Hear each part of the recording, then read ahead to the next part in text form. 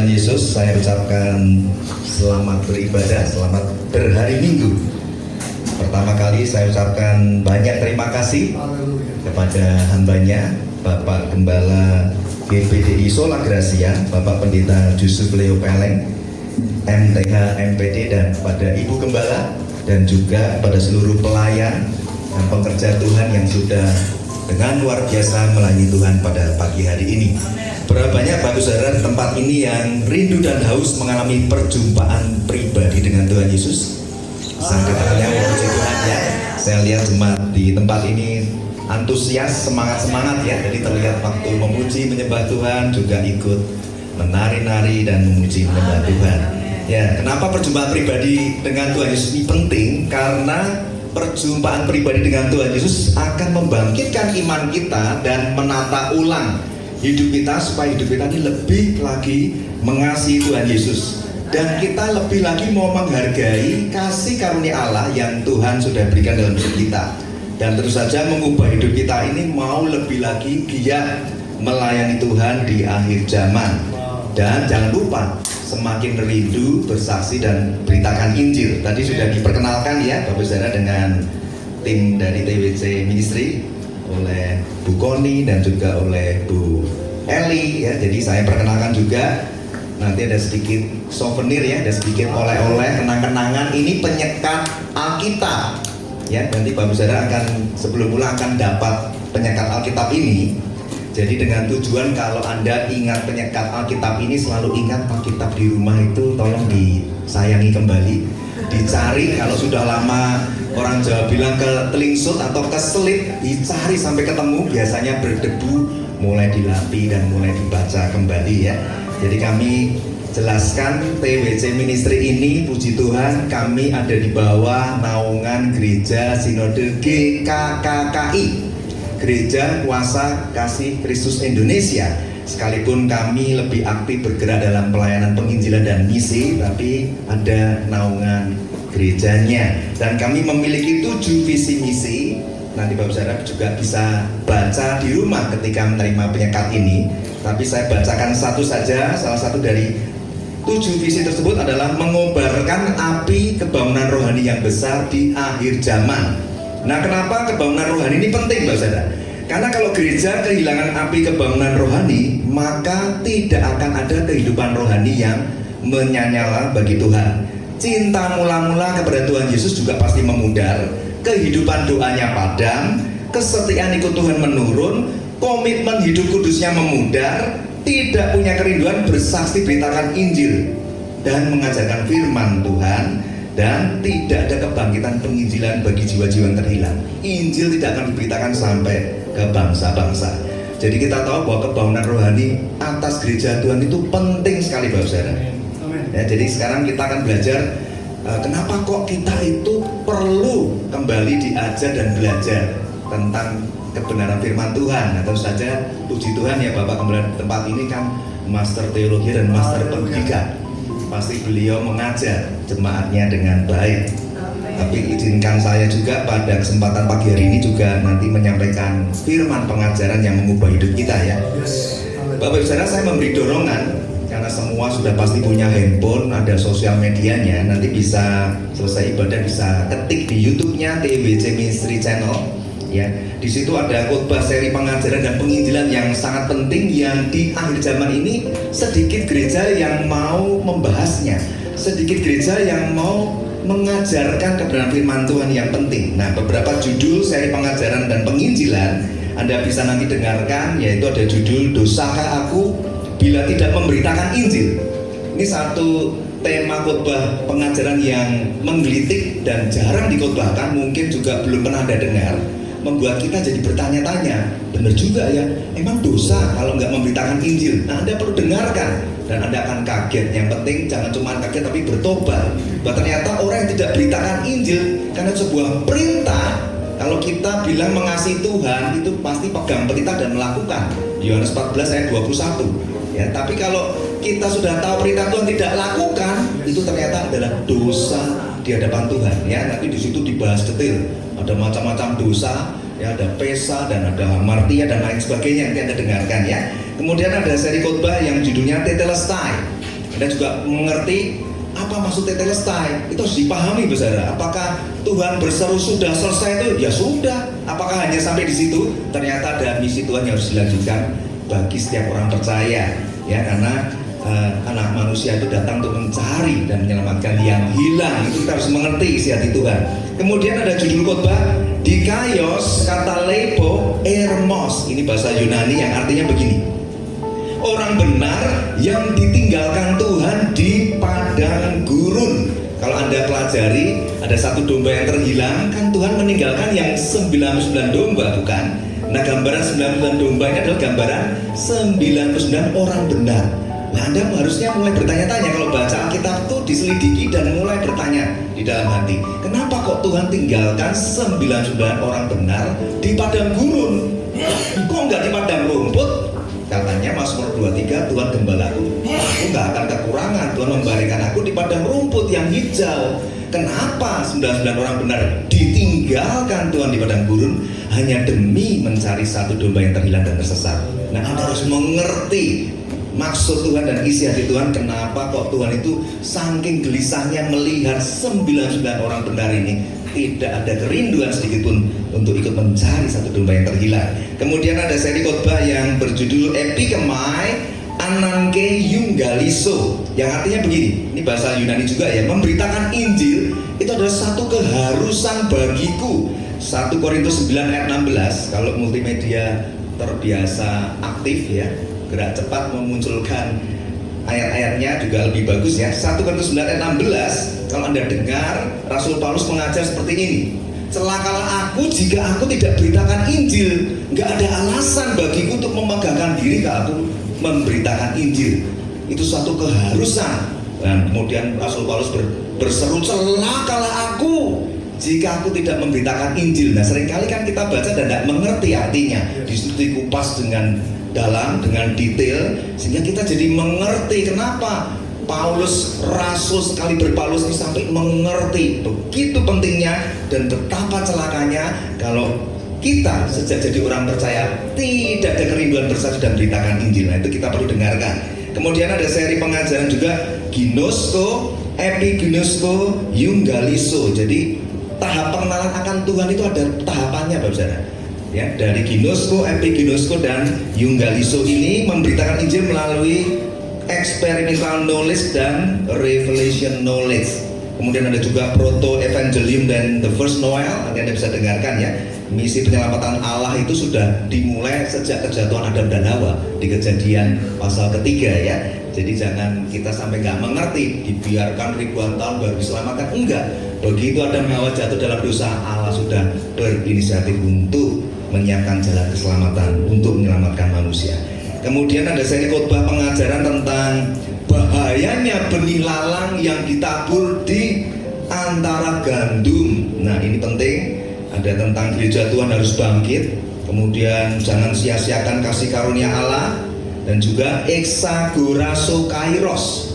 Ini bicara tentang menggunakan waktu dan kesempatan yang Tuhan beri itu jangan sampai dibuang dengan sia-sia. Kita harus belajar detail supaya kita mengerti isi hati Tuhan. Nah, karena Bapak Saudara kan banyak waktu ya, Senin sampai Sabtu nanti bisa itu khotbah-khotbah pengajaran ini didengarkan berkali-kali, menemani hari-hari Anda ya, supaya iman Anda itu semakin kokoh. Karena kalau kita alergi dengan khotbah pengajaran, kita akan mudah diombang-ambingkan dengan arus ajaran sesat yang semakin hari semakin pesat, viral, dan di sosial media itu seliweran semua, banyak sekali yang membuat kita bimbang ya. Jadi kita perlu kembali pada pengajaran yang sehat dan murni. Jadi ibadah pada pagi hari ini akan berbeda ya Bapak Saudara dari biasanya, karena memang kami ini tamu ya. Dan tadi saya sudah minta izin pada Bapak Gembala, apakah waktunya dibatasi atau fleksibel. Bapak Gembala bilang fleksibel, ikut kegerakan roh. Nah, kalau seperti itu saya sukacita Bapak Saudara, langsung senang gitu ya. Gak tahu Bapak Saudara ini senang atau mungkin sedih atau muram, karena mungkin biasanya dengar khotbah 30 menit, 40 menit selesai pulang gitu ya. Tapi kalau Pak Gem sudah kasih izin fleksibel, nah saya kalau dengar kata fleksibel itu tiba-tiba kayak kejatuhan ini nih, durian atau kejatuhan berlian dari surga gitu ya. Berarti saya akan siap untuk khotbah pengajaran minimal 3 jam loh, saya siap. Pak ini ketawanya seperti kaget gitu ya. Ya, semoga kita bisa padatkan ya. Ya, tapi saya teringat ada satu kesempatan kami melayani satu gereja di GKRI ya, Gereja Kristus Rahman Indonesia. Waktu itu juga saya tantang dengan hal yang sama. Siap nggak dengar khotbah pengajaran 3 jam? Orang antusias bilang siap, mungkin dalam hatinya juga nggak siap, tapi terpaksa siap gitu. Karena Pak Gemnya juga melototin gitu ya. Kalau nggak siap awas gitu ya. Ternyata Tuhan kasih hujan nggak bisa pulang gitu. Yang mau motor, yang mobil nggak bisa pulang. Jadi mau nggak mau disetrap dengerin khotbah pengajaran ya. Ya, jadi kenapa berbeda? Karena kita kan banyak belajar kebenaran firman Tuhan dan menerima pengajaran yang murni, benar dan sehat. Karena iman kita akan jadi kuat kalau terima pengajaran yang murni, tidak mudah digoyahkan dengan ajaran sesat yang semakin merajalela menyusup di tengah gereja, menyesatkan banyak orang percaya. Kita jadi punya kepekaan juga, saudara, punya kepekaan dan kesadaran penuh untuk membedakan mana yang pengajaran sesat, mana yang menyimpang dari doktrin dasar kekristenan. Jadi Bapak Saudara, siapkan sabuk pengaman ya. Kita nanti segera masuk dalam khotbah pengajaran pada pagi hari ini. Siapkan Bapak Saudara ya, supaya benih firman yang ditaburkan oleh Roh Kudus itu tidak terhalang, tidak terhambat pertumbuhannya menjadi layu, mati dan kering karena benih dicuri iblis. Ya, Matius 13 ayat 24 sampai 43 itu pengajaran Tuhan Yesus tentang benih lalang di antara gandum. Tapi kita baca yang ayat 25 saja. Matius 13 ayat 25. Tetapi pada waktu semua orang tidur, datanglah musuhnya menaburkan benih lalang di antara gandum lalu pergi. Nah ini, kalau Anda nanti dengarkan khotbah yang ada di YouTube tentang seri pengajaran benih lalang di antara gandum, Anda harus waspada, saudara. Iblis itu menabur benih lalang, yaitu benih anak-anak si jahat, benih anak-anak iblis di tengah-tengah gandum, di tengah-tengah gereja. Habis ditabur ditinggal pergi. Nah ini kita harus mengerti, saudara. Karena iblis itu tahu bahwa benih yang mereka tabur di tanah hati kita, di tanah hati orang percaya itu akan dibiarkan saja, akan mudah tumbuh. Nah, jadi Bapak Saudara nanti perlu mengerti ya bahwa di tengah-tengah firman pengajaran diberitakan, iblis juga akan menaburkan benih lalang di antara gereja, di antara kita, menyusup, menyamar di dalam gereja, menyusup di dalam hati dan pikiran kita, anak-anak Tuhan, dilakukan ketika firman, khususnya firman pengajaran diberitakan. Nah, kalau gereja Tuhan dalam kondisi tertidur atau mati suri, nah, iblis akan terus berusaha mengeraskan hati anak-anak Tuhan supaya apa? Firman pengajaran itu tidak bisa didengar. Ketika Injil diberitakan, khotbah pengajaran firman Tuhan disampaikan, iblis akan bekerja lebih keras lagi, menyusup dan membuat hati umat tidak suka mendengarkan khotbah firman pengajaran. Pikirannya dibuat menjadi tidak fokus, dibuat bosan, tidak tertarik mendengarkan firman Tuhan, dan bahkan yang ekstrim itu apa? Dibuat kita jadi mengantuk. Nah, jadi Bapak Saudara, nanti saling kasih, saling perhatian, saling peduli. Kalau kanan kirinya ngantuk, dicubit, disenggol, mama jangan ngantuk, papa ayo melek, makanya papa jangan begadang, makanya mama semalam saya ngomel-ngomel terus, jadinya tidurnya sedikit kan. Tapi sekarang saatnya firman pengajaran disampaikan, ayo jangan mengantuk, karena ini jangan-jangan kalau mengantuk pekerjaan iblis nih ditabur di tengah-tengah kita ya. Jadi khotbah baru disampaikan 30 menit, coba cek ya, khotbah baru disampaikan 30 menit, pantatnya udah panas, telinganya panas, hatinya gelisah, pikirannya nggak fokus, ngelihat jam terus. Nah, puji Tuhan di sini pasti nggak ada ya, puji Tuhan ya saudara, nggak ada yang mengantuk, puji Tuhan, yang orang jujur disayang Tuhan, puji Tuhan. Jadi harus waspada, di zaman ini iblis bekerja ekstra keras, terus aktif menaburkan benih lalang ke dalam gereja melalui pengajaran sesat yang terus diberitakan dalam setiap kesempatan khotbah. Misalkan apa? Pengajaran sesat yang bilang Yesus bukan Tuhan, Yesus itu hanyalah nabi, Yesus itu Allah kecil, Bapa Allah besar. Bahkan yang lagi ngetren sekarang ini apa? Jalan keselamatan surga itu nggak usah lewat Yesus, ada jalan yang lain, yaitu melalui perbuatan baik manusia. Masa orang baik yang kebaikannya luar biasa dan sungguh mulia nggak bisa menjadi akses itu ke surga. Nah, itu sudah ajaran yang sesat dan ngawur. Ya, jadi pada saat kondisi gereja Tuhan sedang tertidur itulah iblis segera gencar menabur benih anak-anaknya atau benih lalang, menyusup menyamar dalam gereja, sehingga benih yang baik yang ditaburkan oleh Roh Kudus terhalang, terhambat pertumbuhannya, layu, kering, dan mati. Nah, salah satu ciri gereja yang sedang tertidur apa tuh cirinya? Gerejanya sudah tidak lagi memperdulikan dan mengedepankan betapa pentingnya dua hal, yaitu pertama hal pengajaran firman Tuhan yang murni dan pemberitaan Injil keselamatan. Itu ciri-cirinya. Ya, kita harus bangkit dan bertobat. Jika pengajaran firman Tuhan yang murni dan benar tidak diberitakan, maka ajaran-ajaran sesat akan semakin bertumbuh. Jika Injil yang murni dan sejati tidak lagi diberitakan, maka Injil palsu akan semakin merajalela. Dan jika pengajar-pengajar sesat begitu rajin dan gigih memberitakan Injil yang palsu, maka sudah seharusnya pengajar-pengajar kebenaran firman Tuhan yang sejati harus lebih rajin, lebih giat lagi, lebih bekerja keras lagi memberitakan Injil yang murni dan benar.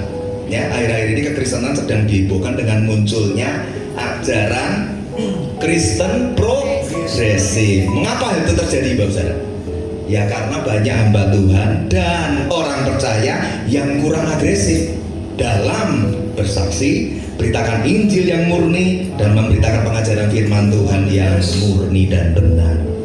Albert Barnes lahir tahun 1798, tutup usia tahun 1870. Di sini ada yang kenal Albert Barnes? Saya mau titip salam kalau ada. Lahirnya tahun 1798.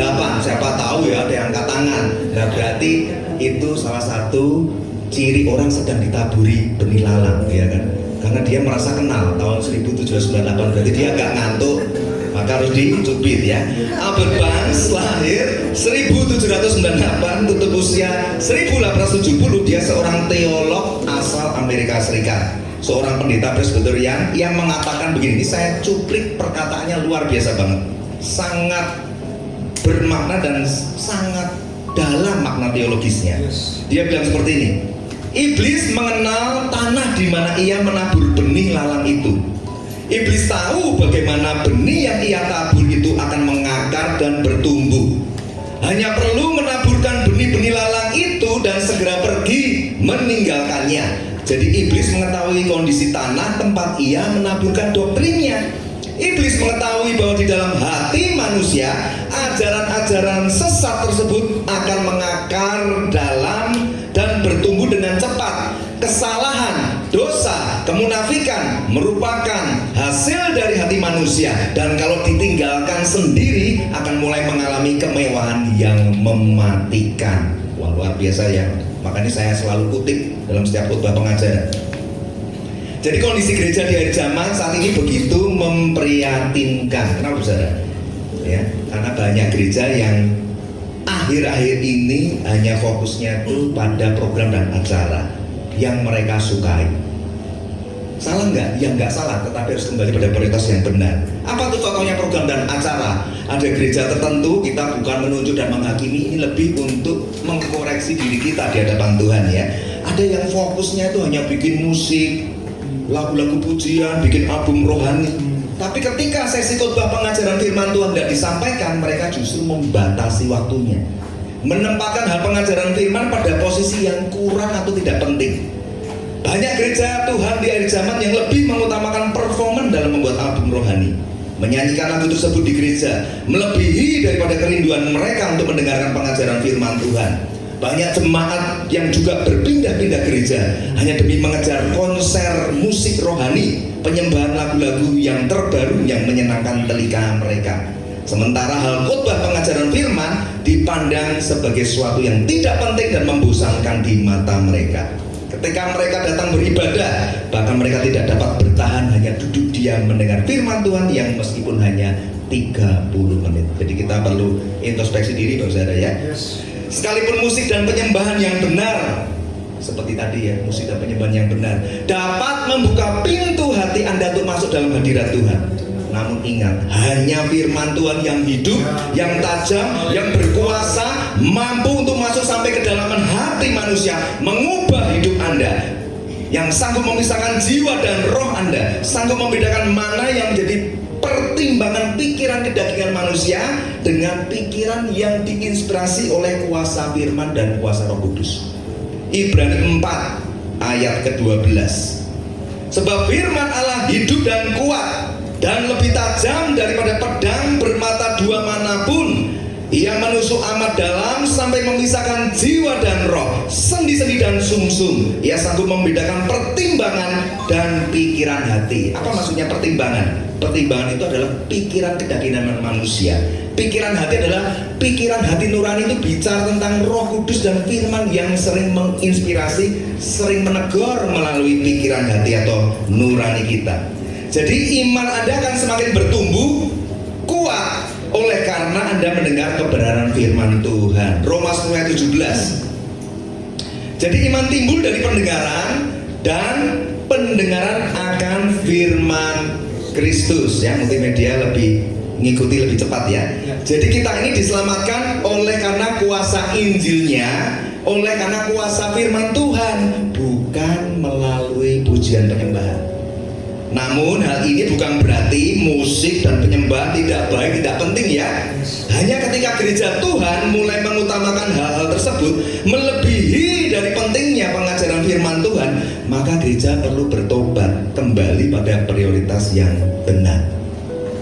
Mungkin, ini saya bilang mungkin ya, mungkin juga masih ada para pelayan di gereja-gereja tertentu ketika mereka bertugas di mimbar, mereka hanya sekedar melakukan rutinitas agamawi karena sudah terbiasa dijadwal setiap minggunya. Tapi mereka tidak melakukan persiapan dengan baik. Mereka tidak menjaga kekudusan hidup, tidak menjaga hati, tidak menghormati kekudusan akan hadirat Tuhan yang hadir di tengah-tengah ibadah raya gereja. Mereka memperdulikan soal penampilan diri, fokus pada performan pujian penyembahan yang mereka bawakan. Tapi ketika giliran Tuhan ingin mendengarkan suaranya melalui khotbah pengejaran firman-Nya, mereka justru membatasi waktunya, tidak menganggap penting akan suara pengajarannya. Nah, ini sudah merupakan satu fakta yang memang sedang terus terjadi Bapak, di gereja Tuhan di akhir zaman. Kita maksa Tuhan untuk apa? Tuhan, tonton ibadah kami, tolong Tuhan tonton. Tuhan tonton performance kami. Tuhan dengarkan suara kami melalui pujian penyembahan kami. Daripada kita yang berkata, Tuhan aku taat, untuk duduk diam mendengarkan suara Tuhan melalui khotbah pengajaran. Nah, jadi apakah ini pekerjaan Roh Kudus tengah-tengah gereja Tuhan, Bapak Saudara? Jelas sekali bukan. Ini adalah pekerjaan iblis menyusup di tengah-tengah gereja Tuhan.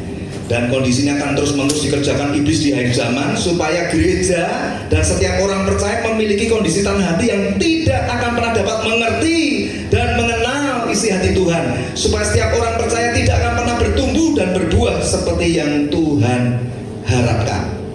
Waspadai juga kondisi jemaat di akhir zaman. Itu banyak yang tidak mau dan tidak suka mendengarkan khotbah pengajaran yang mengingatkan mereka akan dosa dan pertobatan. Mereka tidak menyukai khotbah-khotbah yang keras dan menemplak dosa.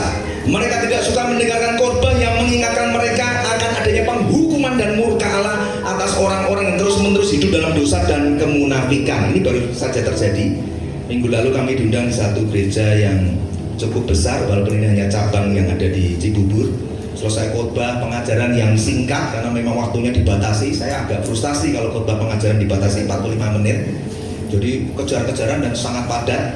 Selesai seperti biasa, ada satu jemaat yang diliput kesaksiannya, dia bilang begini ketika ditanya, apa yang kamu dapat ketika tadi dengar firman Tuhan?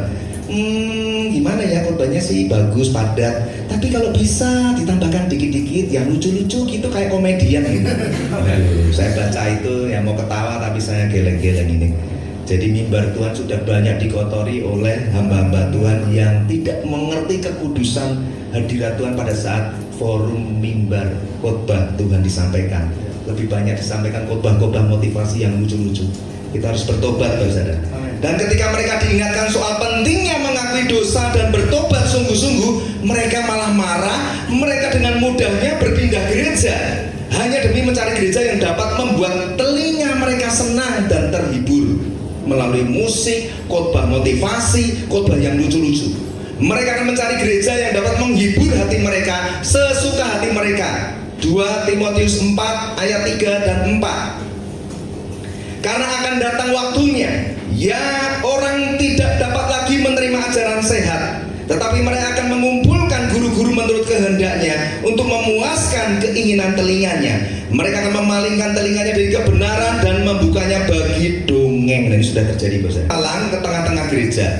Dengan demikian kondisi gereja dan kekristenan semakin bertambah parah, karena makin banyak anak-anak iblis yang menyusup ke gereja, menyusup menyamar di tengah-tengah gereja. Sebagai apa? Sebagai hamba Tuhan palsu, sebagai pendeta palsu, penginjil palsu, pengajar palsu, nabi palsu, bahkan rasul palsu, yang dimana mereka setiap minggunya masih terus aktif dibiarkan naik ke mimbar, menabur benih lalang, menyesatkan banyak orang-orang percaya melalui khotbah dan pengajaran sesatnya.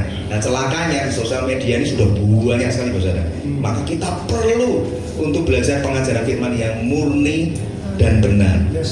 Lukas 10 ayat 38 sampai 42. Nah, ayatnya banyak, kita baca bergantian ya, supaya jemaat juga ikut aktif dalam pembacaan firman Tuhan, karena firman iman timbul dari pendengaran akan firman. Lukas 10 ayat 38 sampai 42. Saya baca ayat 38 dan bergantian. Sudah ketemu semua ya? Lukas 10 ayat 38 sampai 42. Ketika Yesus dan murid-muridnya dalam perjalanan, tibalah ia di sebuah kampung. Seorang perempuan yang bernama Marta menerima dia di rumahnya.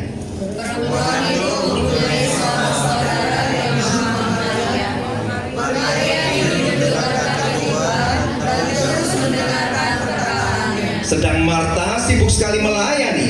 Ia mendekati Yesus dan berkata, "Tuhan, tidakkah engkau peduli bahwa saudaraku membiarkan aku melayani seorang diri? Suruhlah dia membantu aku." Tetapi Tuhan jawabnya, "Marta, engkau khawatir dan menyusahkan diri dengan banyak perkara. Tetapi hanya satu saja yang perlu. Maria telah memilih bagian yang terbaik yang tidak akan diambil daripadanya." Jadi hati-hati dengan yang namanya kesibukan pelayanan. Sebab ketika Tuhan Yesus datang, Maria lebih memilih untuk duduk diam dekat kaki Tuhan, terus mendengarkan perkataannya. Sedangkan Marta memilih untuk menyusahkan diri dengan berbagai perkara kesibukan pelayanannya. Nah, Anda bisa selidiki kata perkataannya di ayat 39. Maria duduk dekat kaki Tuhan dan terus mendengarkan perkataannya. Kata perkataannya itu dalam Alkitab bahasa Yunani disebut logos. Logos itu artinya firmannya, pengajarannya, Injilnya. Jadi Maria tuh mengerti yang paling penting adalah duduk diam dekat kaki Tuhan, mendengarkan pengajarannya. Sedangkan Marta di ayat 40 dikatakan sedang Marta sibuk sekali melayani. Nah, kata melayani itu dalam Alkitab bahasa Yunani berasal dari kata diakonia, ya, yang artinya apa? Pelayanan, melayani atau pelayanan kasih. Jadi karena Marta ini sibuk sekali melayani, dia sampai hatinya pun bisa salah di hadapan Tuhan.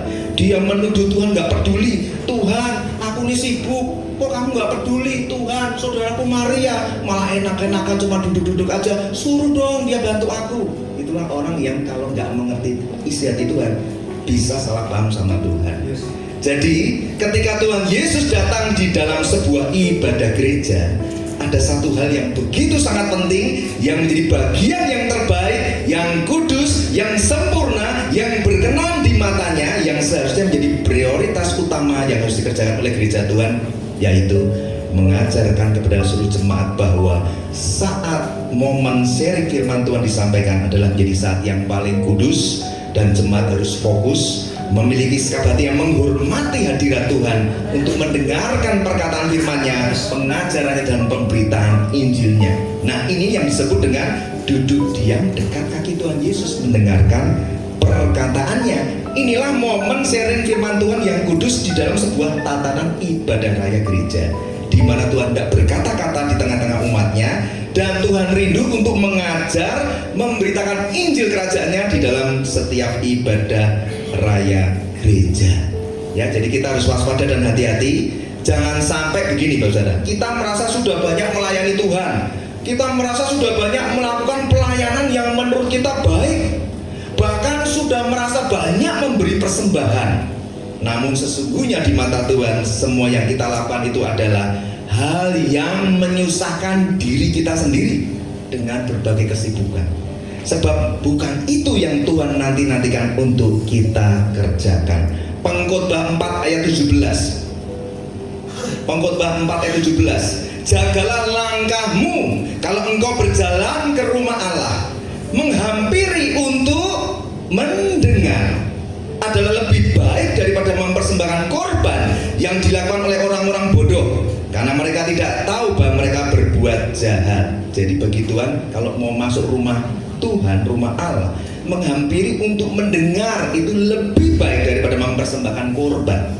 Ya, jadi menghampiri untuk mendengar. Tuhan Yesus rindu agar kita mau duduk diam dekat kakinya, mendengarkan Tuhan mengajar dan memberitakan Injilnya. Ada ayatnya enggak tentang ini? Ada. Matius 9 ayat 35. Demikianlah Yesus berkeliling ke semua kota dan desa. Ia mengajar dalam rumah-rumah ibadat dan, nah kalau ada kata dan jangan dihapus ya. Tanda titik, tanda koma, dan itu penting sekali. Dan ajaran sesat salah satunya adalah memindah-mindahkan tanda titik, tanda koma, dan menghapus beberapa suku kata. Itu bisa jadi sesat. Ya, cuma saya nggak ada waktu. Ada beberapa ciri-ciri ajaran sesat, salah satunya begitu. Jadi kalau ada kata-kata dan, itu penting bersama. Tuhan Yesus itu selalu mengajar dalam rumah ibadat dan memberitakan Injil. Itu satu paket yang tidak boleh dipisahkan. Tuhan Yesus kalau datang ke rumah ibadat selalu mengajar firman dan memberitakan Injil. Kedua hal ini harus selalu ada dalam ibadah raya gereja. Kedua hal ini sangat penting, merupakan satu kesatuan yang tidak boleh dipisahkan. Coba kita renungkan ya, kalau gereja Tuhan sudah meninggalkan hal pengajaran firman dan penginjilan, maka sekalipun saat ini kondisi gereja dan jemaatnya masih dinilai orang sebagai gerejanya yang hidup, yang keren gitu ya, tapi sesungguhnya di mata Tuhan gereja tersebut telah mengalami kematian rohani. Wahyu 3 ayat 1 dan 2. Ini dasar firman-Nya. Dan tuliskanlah kepada malaikat jemaat di Sardis, inilah firman Dia yang memiliki ketujuh roh Allah dan ketujuh bintang itu. Aku tahu segala pekerjaanmu, engkau dikatakan hidup padahal engkau mati. Bangunlah dan kuatkanlah apa yang masih tinggal yang sudah hampir mati. Sebab tidak ada satupun dari pekerjaanmu aku dapati sempurna di hadapan Allahku. Ya, jadi Tuhan bilang, aku tahu gerejamu, aku tahu kondisi gerejamu. Kamu dikatakan hidup kan? Siapa yang bilang hidup? Jelas bukan Tuhan. Tapi mungkin tetangga atau orang lain, gerejamu keren ya, jemaatnya banyak ya, pertumbuhannya luar biasa ya. Itu kata manusia, tapi yang paling penting apa kata Tuhan? Tuhan berkata, kamu mati di hadapanku. Bangun dan kuatkan kembali apa yang masih tinggal. Jadi ketika kita sedang memuji Tuhan melalui musik dan pujian penyembahan, maka hal itu artinya apa, Bapak Saudara? Kita sedang minta Tuhan tadi apa? Tuhan, tolong dengarkan, tonton performanku Tuhan. Berharap Tuhan akan berkenan mencium bau yang harum yang mengalir dari mezbah pujian kita, bukan? Padahal sesungguhnya belum tentu Tuhan menyukainya. Sebab Tuhan sedang berduka oleh karena kita tidak mempersembahkan persembahan yang terbaik kepada Tuhan. Nah, ini saya kupas sedikit persembahan yang terbaik, yang harum, yang berkenan di hadapan Tuhan itu apa sih ciri-cirinya? Yang pertama, persembahan yang mengalir dari kekudusan hidup kita. Itu pasti harum. Roma 12 ayat 1. Karena itu saudara-saudara, demi kemurahan Allah aku menasihatkan kamu supaya kamu mempersembahkan tubuhmu sebagai persembahan yang hidup, yang kudus dan yang berkenan kepada Allah. Itulah ibadahmu yang sejati. Nah, saya nggak perlu menuding satu dengan yang lain, kita tidak perlu menghakimi, kita saling mengasihi, tapi Roh Kudus pasti sudah menemplak nurani kita untuk panggilan pertobatan. Nah, kalau Anda sudah mulai merasakannya, jangan keraskan hatimu, karena itu pekerjaan Roh Kudus dan kuasa firman Tuhan. Juga jangan nanti selesai ibadah, nanti saya ajak senyum, Bapak Saudara nggak mau senyum balik karena kesel dengan manusia. Ya, ingat saudara, ini momen sharing firman pengajaran di mana Tuhan tidak berkata-kata kepada Anda, pada gereja Tuhan yang dikasihinya. Tuhan berfirman seperti ini, barang siapa aku kasih, ia ku tegur dan ku hajar, relakan hatimu dan bertobatlah. Kalau kita jadi anak, lebih baik taat saja. Makasih ya Tuhan kalau engkau masih mau menegur, karena engkau mengasihi aku. Relakan hatiku untuk bertobat di hadapanmu. Itu sikap hati yang benar. Daripada kita marah, kecewa, hamba Tuhannya dimusuhi, nanti yang datang bukan kasih karena teguran, tetapi yang datang adalah penghukuman dan penghakiman. Kan lebih ngeri saudara ya. Ciri yang kedua apa? Persembahan yang harum, persembahan yang mengalir dari hati yang mau mengampuni. Kesaksian Bu Koni tadi sinkron ya. Kalau kita mau menyembah Tuhan, harus mengalir dari hati yang mau mengampuni, hati yang tidak menyimpan benci, amarah dan dendam. Matius 5 ayat 23. Sebab itu jika engkau mempersembahkan persembahanmu di atas mezbah dan engkau teringat akan sesuatu yang ada di dalam hati saudaramu terhadap engkau, tinggalkanlah persembahanmu itu di depan mezbah itu dan pergilah berdamai dahulu dengan saudaramu, lalu kembali untuk mempersembahkan persembahan itu. Wow, tanda persembahan di hadapan Tuhan itu seperti itu saudara ya. Yang ketiga apa lagi? Persembahan yang harum di hadapan Tuhan. Persembahan yang mengalir dari ketulusan hati kita untuk sungguh-sungguh mau bertobat dari semua dosa yang kita sembunyikan. Ini menarik ya, karena ada dosa yang gampang diutarakan. Ya nih, gua masih jatuh di dosa ini, itu gampang. Tapi ada satu dosa yang Anda sembunyikan rapat-rapat karena begitu sangat menjijikan, begitu sangat imoralitas. Hanya ada yang tahu, dan Tuhan. Ya, ini banyak anak-anak Tuhan yang ya masih terjebak dalam dosa tersembunyi yang tak berdaya, padahal rajin ke gereja, tapi dosanya begitu mengerikan. Kalau sampai diungkap itu heboh geger kemana-mana saudara ya. Ya saya pernah dengar ada kesaksian orang yang ini anak muda ini, seorang pemudi ini rajin melayani Tuhan, tapi ketika dikonselingin dia bilang begini, saya punya fantasi seks, mohon maaf saudara semua udah dewasa ya. Itu fantasi seksnya itu adalah dengan ayah kandungnya sendiri. Oh itu geger dan heboh kemana-mana. Itu kalau konselingnya nggak pintar bisa nggak beres masalahnya ya. Jadi hati-hati saudara. Ini sudah kondisi akhir zaman ini, banyak anak-anak Tuhan yang masih terus menyembunyikan dosa yang tersembunyi, bahkan masih terus-menerus melakukannya dan terikat tak berdaya. Mazmur 51 ayat 18. Sebab engkau tidak berkenan pada korban sembelihan, sekiranya kau persembahkan korban bakaran, engkau tidak menyukainya. Korban sembelihan kepada Allah ialah jiwa yang hancur, hati yang patah remuk, tidak kau pandang hina ya Allah. Ini Mazmur 51 ini seruan pertobatan Daud. Dosanya nggak kalah heboh, nggak kalah menjijikan, nggak kalah mengerikan. Ini skala dosa yang gede banget Daud itu. Kenapa? Ngintip orang mandi, dijadiin istri, sudah tahu punya suami Betseba itu, Uria suaminya, disengaja diutus medan perang, taruh barisan terdepan biar mati. Ya, jadi Anda bisa lihat tuh, dosanya itu perencanaan pembunuhan, perencanaan perzinahan, merebut istri orang, benar-benar melakukan perzinahan. Tetapi ketika ditegur oleh Nabi Nathan, dia masih punya hati yang mau hancur di hadapan Tuhan. Saya kalau renungkan ini suka mau menangis ya, karena Tuhan tuh tidak pernah menemukan seorang hamba pilihannya yang hidupnya tuh lurus terus, selalu roller coaster naik turun dia. Anda pernah renungkan nggak? Apa yang membuat Tuhan itu masih mau mengasihi Daud yang sudah begitu mengerikan kejatuhan dan dosanya? Walaupun sudah diurapi tapi jatuhnya juga nggak karu-karuan ini hamba Tuhan satu ini, Daud ini. Tapi kenapa Tuhan masih bilang aku mengingat akan hambaku Daud? Kenapa Tuhan masih juga menyebut Daud sebagai a man after God's own heart, orang yang berkenan di hati Tuhan, padahal dosanya begitu mengerikan.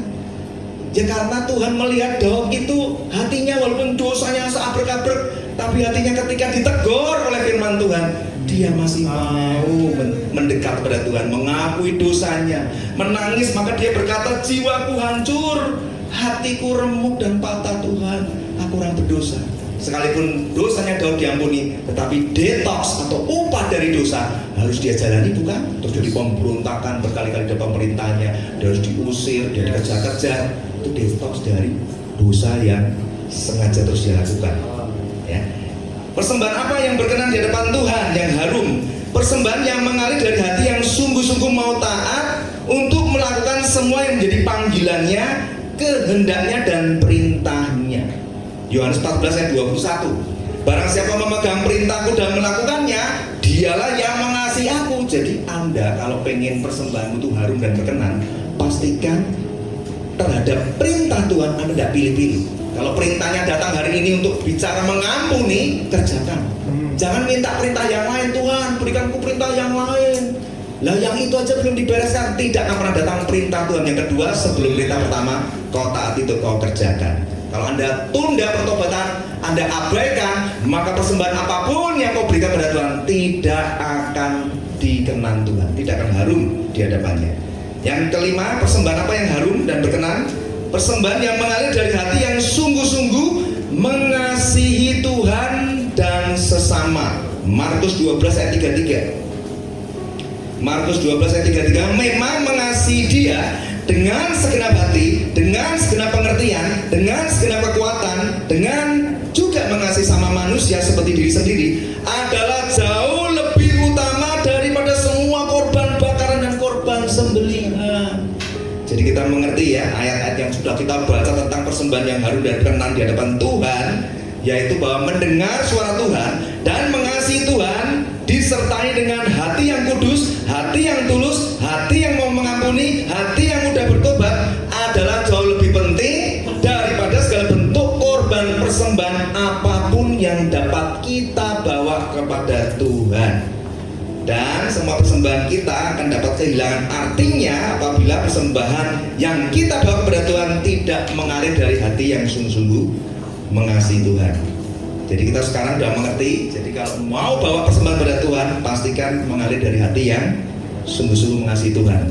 Dari hati yang mau mendengar suara Tuhan melalui setiap khotbah pengajaran, dan kita pun mau taat melakukan seluruh perintahnya. Nah, sekarang ada lagu yang saya mau nyanyikan, saudara ya. Judulnya Persembahanku. Tapi nggak ada pemain musik, nggak apa-apa ya. Anda pernah dengar nggak yang judulnya begini? Ku bawa kepadamu, oh Tuhan, persembahanku ini. Ku ingin Engkau menerima korban syukurku melalui pujian. Takkan pernah ku bawa selain yang terbaik, yang harum dan sejati di hadapan tatamu. Yesus, ku terima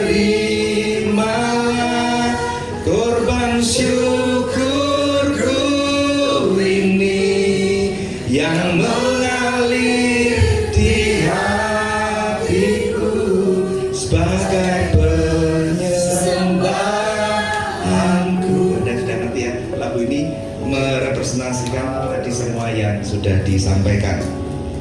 Jadi mari jemaat GBDI Sola Gracia, kita akan segera masuk dalam pengajaran firman Tuhan dan penginjilan pada pagi hari dengan tema khotbah. Nah pasti Bapak Saudara kaget tuh, dari tadi itu belum masuk tema. Belum Bapak Saudara, karena Bapak Gembala bilang waktunya fleksibel. Kalau tadi waktunya dibatasi, nggak ada pembukaan fondasi, ibarat bangun rumah, nggak ada tiang pancangnya tadi, langsung dibangun, ada kemungkinan roboh karena Anda belum dibangun fondasinya. Tadi baru bangun fondasi Bapak Saudara.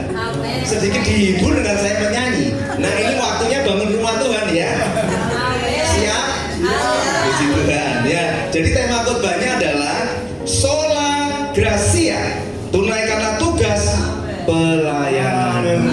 Puji Tuhan ya, namanya GBD Sola Gracia.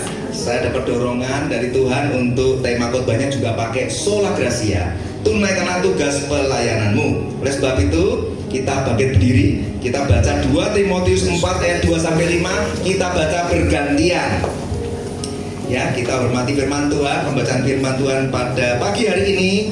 2 Timotius 4 ayat 2-5, saya baca terlebih dahulu dan bergantian. Beritakanlah firman, siap sedialah, baik atau tidak baik waktunya. Nyatakanlah apa yang salah, tegurlah dan nasihatilah dengan segala kesabaran dan pengajaran. Karena ada waktunya orang tidak dapat lagi menerima ajaran sehat, tetapi mereka akan mengumpulkan guru-guru menurut kehendaknya untuk memuaskan keinginan telinganya. Mereka akan memalingkan telinganya dari kebenaran dan membukanya bagi dongeng. Tetapi dari juga saat berbeda, lakukanlah pekerjaan pemberitaan Injil dan tunaikanlah tugas pelayanan. Ayat kelima kita baca bersama-sama. 1, 3. Tetapi kuasailah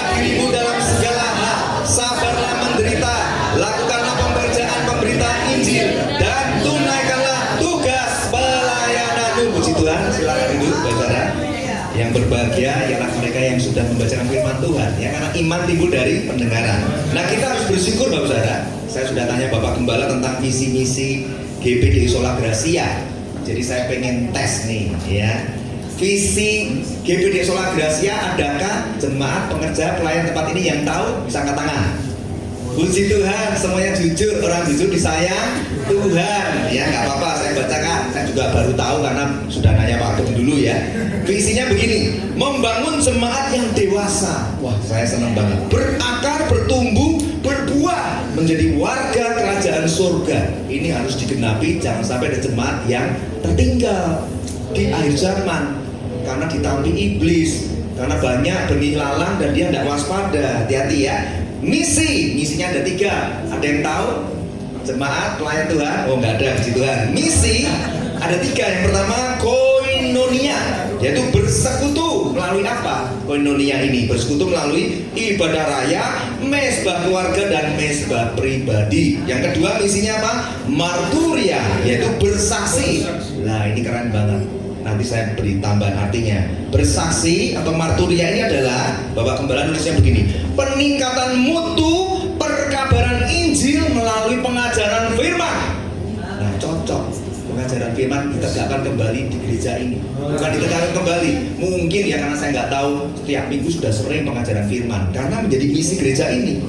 Marturia itu adalah peningkatan mutu pekabaran Injil melalui pengajaran firman. Artinya begini, kalau mengabarkan Injil pengen punya kualitas yang makin menggigit, yang makin kuat, yang bisa menusuk sampai kedalaman, tidak ada cara lain.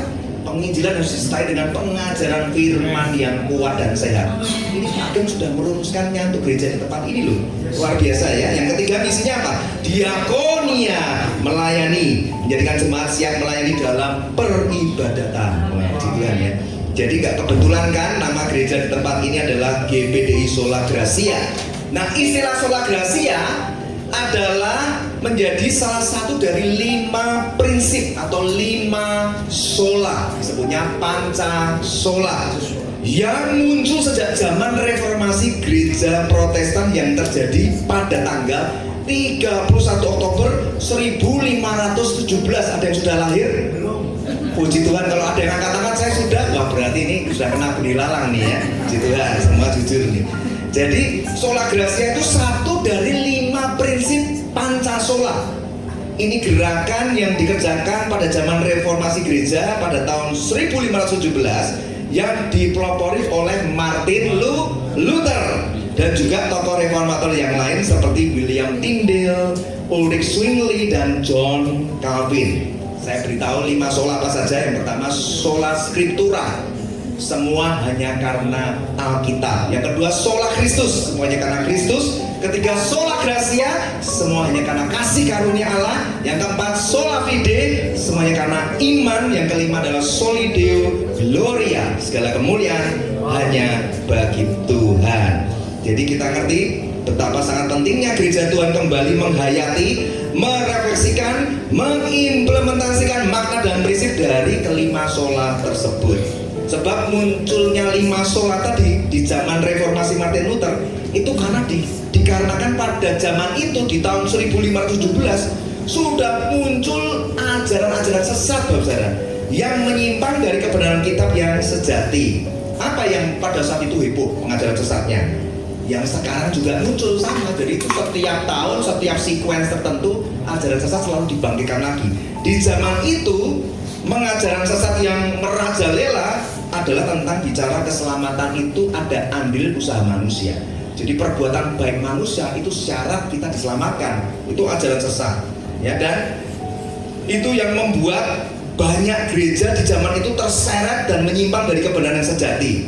Oleh sebab itu Martin Luther berdiri dan mengikrarkan 5 sola tadi atau panca sola tadi. Jadi sola gracia apa nih intinya?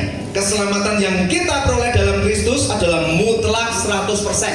Hanya karena kasih karunia Allah, tidak ada sedikit pun jasa, andil, upaya ataupun usaha manusia. 100% itu kasih karunia Allah, pemberian Allah dengan cuma-cuma. Roma 3 ayat 23. Karena semua orang telah berbuat dosa dan telah kehilangan kemuliaan Allah, dan oleh Kasih karunia telah dibenarkan dengan cuma-cuma karena penebusan dalam Kristus Yesus ya. Jadi kasih karunia itu cuma-cuma. Efesus 2 8 sampai 9. Sebab karena kasih karunia kamu diselamatkan oleh iman. Itu bukan hasil usahamu tetapi pemberian Allah. Itu bukan hasil pekerjaanmu. Jangan ada orang yang memegahkan diri. Ini ayatnya udah begitu jelas. Jadi Anda tidak usah ragu, nggak usah bingung. Sekali lagi, kebaikanmu, amal ibadahmu di dalam ajaran kekristenan tidak sanggup menyogok Tuhan membuka pintu surga bagi Anda. Semua hanya karena kasih karunia. Jadi inti kesimpulan dari arti makna lengkap sola gratia, ya Tuhan ingin GPD sola gratia itu di-refresh kembali, diingatkan kembali arti makna penting sola gratia supaya benar-benar dijiwai. Ya, yang pertama apa? Arti makna penting lengkapnya sola gratia ini. Pertama, manusia setelah kejatuhannya dalam dosa tidak dapat berbuat apa-apa untuk menyelamatkan dirinya sendiri. Kemudian sejak kejatuhan manusia pertama, Allah yang berinisiatif mencari dan menyelamatkan manusia, bukan sebaliknya. Tidak ada manusia yang dapat diselamatkan karena perbuatan baiknya. Galatia 2:16. Galatia 2:16. Kamu tahu bahwa tidak seorang pun yang dibenarkan oleh karena melakukan hukum Taurat, tapi hanya oleh karena iman dalam Kristus Yesus. Sebab itu kami pun telah percaya kepada Kristus Yesus, supaya kami dibenarkan oleh karena iman dalam Kristus dan bukan oleh karena melakukan hukum Taurat. Sebab tidak ada seorang pun yang dibenarkan oleh karena melakukan hukum Taurat. Ya, udah sangat jelas ya. Jadi tidak ada kebaikan, perbuatan baik manusia yang dapat membuat Allah memperhitungkan sebagai syarat untuk menyelamatkan kita. Kalau sampai ada pengajaran yang berbeda dengan Anda dengar tentang sola gratia ini, Anda sudah langsung tahu sesat. Berarti harus Anda yang berdiri memviralkan sola gratia ini supaya kekristenan progresif semakin menghilang. Karena yang lebih banyak diviralkan kekristenan progresif. Kenapa? Karena sola gratia belum diberitakan dengan viral.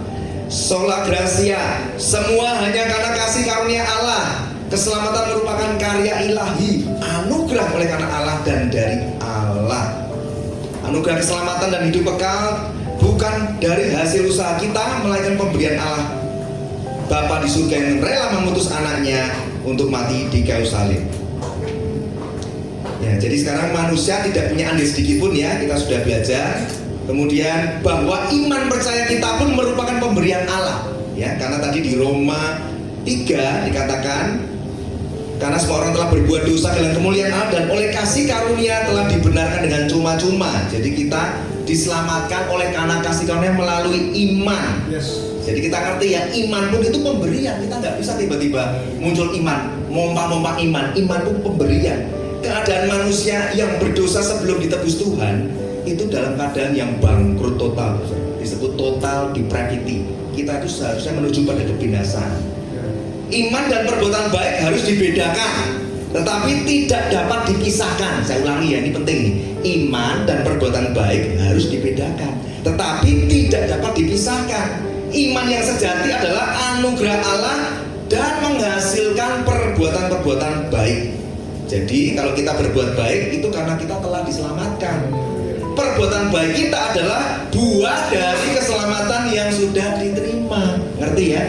Bukan kalau berbuat baik kemudian baru diselamatkan, bukan. Kita terima dulu anugerah keselamatan, baru kita berbuat baik. Buah dari keselamatan menghasilkan perbuatan baik. Ya, jadi kita harus bersyukur ya, menjadi orang percaya itu harus bersyukur karena kasih karunia Allah yang begitu besar. Anugerah keselamatan diberikan pada kita. Ini saya kutip satu quote yang sangat penting, tapi quote ini nggak diketahui, jadi unnamed, no name, nggak tahu siapa teolog yang membuat kalimat ini, nggak ada yang tahu saudara. Dan perkataannya seperti ini: aku mencari Tuhan, lalu aku tahu Ia menggerakkan jiwaku untuk mencari Dia yang mencari aku. Bukan aku yang menemukan Engkau, oh Tuhanku, bukan, tapi Engkaulah yang menemukan aku.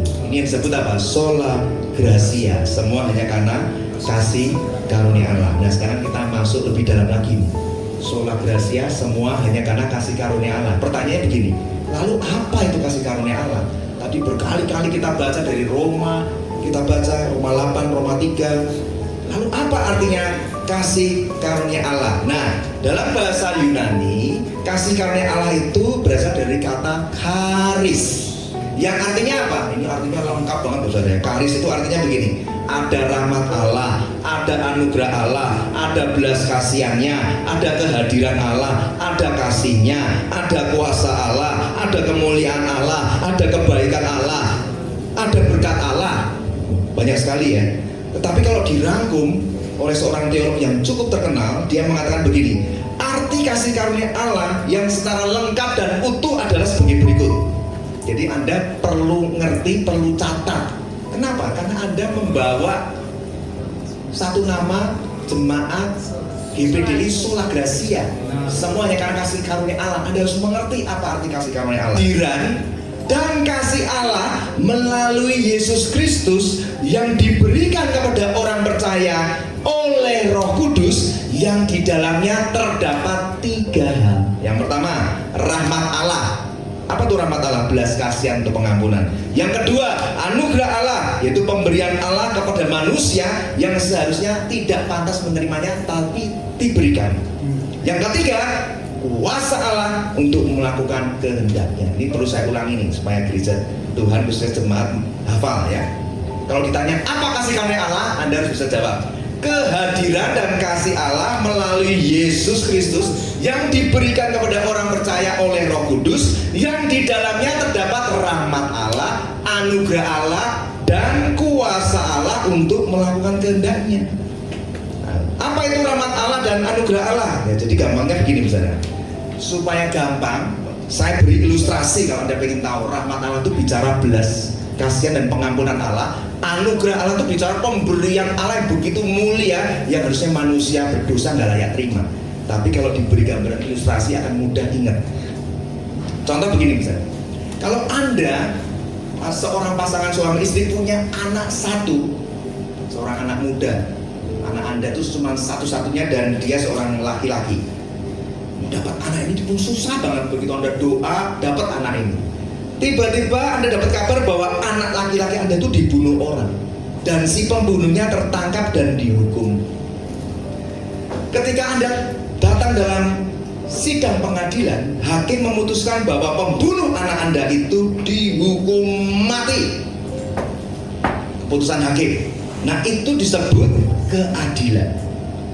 Namun kalau Anda memohon pada hakim dan berkata, "Pak Hakim, tolong si pembunuh itu jangan dihukum mati, Pak Hakim," maka itu disebut rahmat, belas kasihan dan pengampunan. Jadi si pembunuh nggak jadi terima hukuman mati yang seharusnya dia terima dari upah kejahatannya, yaitu membunuh anak Anda. Tetapi jika Anda nggak berhenti sampai di situ memohon pengampunan kepada hakim, Anda malah ngomong lagi pada Pak Hakim, "Pak Hakim, tolong jangan anak itu, pembunuh itu jangan dihukum mati Pak Hakim, tetapi izinkan saya untuk bawa pulang dia ke rumah kami. Kami mau mengadopsinya sebagai anak kami. Kami akan memberikan kepadanya seluruh kasih sayang kami, hak-hak istimewa serta warisan yang kami harusnya beri kepada anak kami semata-mata yang telah dia bunuh itu kami akan berikan kepada dia."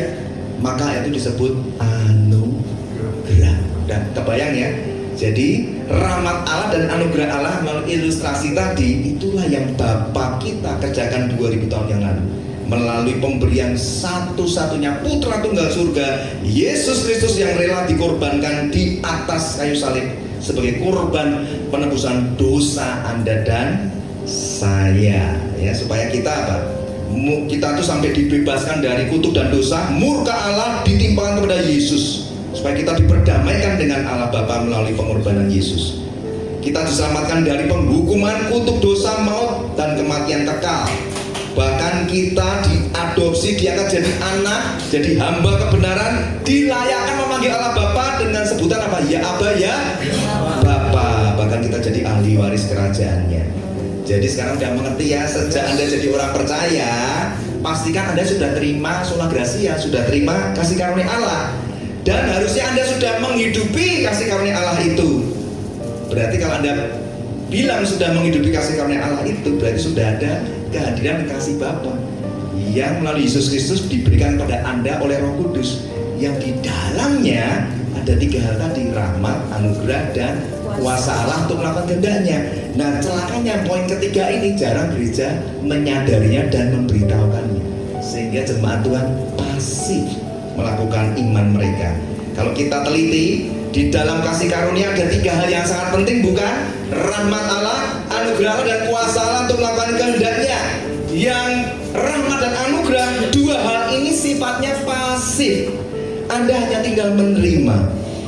Rahmat dan anugerah sifatnya pasif.